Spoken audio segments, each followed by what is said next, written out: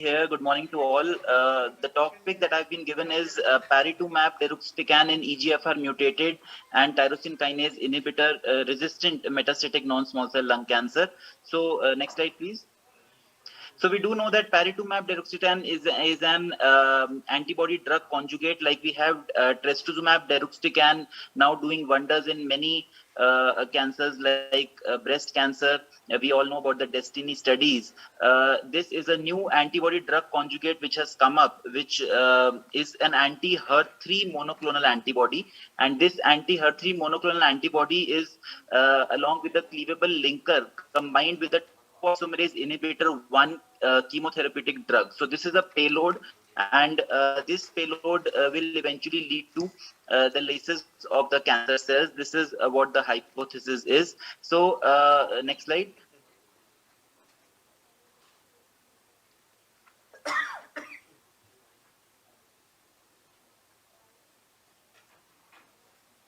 Is the oral session, and this was in as a phase 1 study in patients who were having a locally advanced or metastatic EGFR mutated non-small cell lung cancer, but tyrosine kinase inhibitor resistant, in the sense that these patients were already given a tyrosine kinase inhibitor in the beginning, and they had developed a resistance to it, and they also should have had resistance to at least one line of platinum based chemotherapy. So at least 2 lines of resistance should have been there.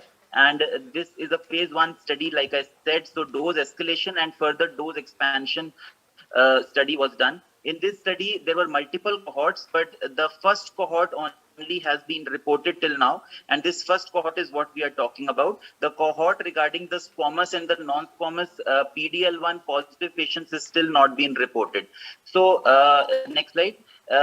What was seen in this study in about 57 evaluable patients was that if we are using patritumab deruxtecan, and the dose which was given was 5.6 milligram per kg, like I said, the dose escalation studies were done previously, and this was the dose which was finally decided. About 57 evaluable patients were there, and the median lines of treatment which already the patient had received were about 4. So we all understand that in these subset of patients, if the post EGFR TKI, the PFS benefit is not much in the subsequent lines of treatment. What they also very specifically have mentioned is that about 90% of these patients had already received osimertinib in the first line. So if the osimertinib arm was there, then no T790M of course was needed. But if these patients received fine EGFR TKI, then a T790M mutation was done, and that mutation had to be negative for people to be included in this study.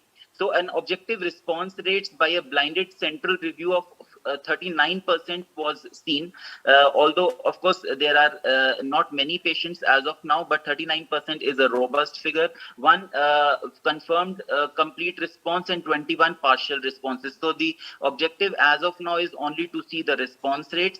The further phase 2 studies are of course planned. The disease control rate, if we talk about, was 72%. After a median follow-up of about 10 months, the estimated median PFS was 8.2 months. Next slide.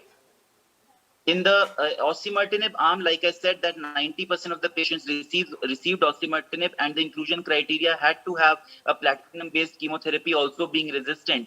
The similar efficacy was seen at overall response rate of 39%, and a PFS was approximately 8 months. Next slide.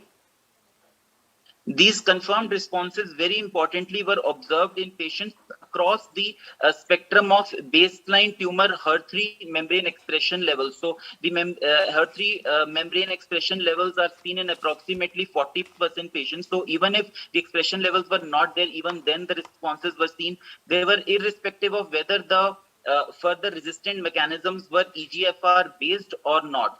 So the patients could have had EGFR TKI resistance mechanisms like EGFR activating mutations that we all know, or other EGFR mutations like C797 or exon 20 insertions, even EGFR amplifications, or for that matter MET or KRAS mutations. Even then the response rates were seen.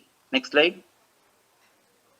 The adverse events, which are we do know with the deruxtecan group, is related to the febrile neutropenia, anemia, neutropenia. All that was seen. Very importantly, the treatment-related interstitial lung disease was reported in 4 cases, and the median time to interstitial lung disease was reported as about 50 days. And this is almost the same as what has been seen in the Destiny studies as well. Next slide. To further strengthen this phase 1 study, we have an ongoing phase 2 trial of which is the Athena lung trial, which will further tell us as to how this particular drug called paritumumab deruxtecan pans out in patients who are mutated NSCLC, EGFR mutated, EGFR TKI inhibitor resistant, and 1 line of platinum therapy resistant drugs. Thank you for your patient listening. Back to the organizer.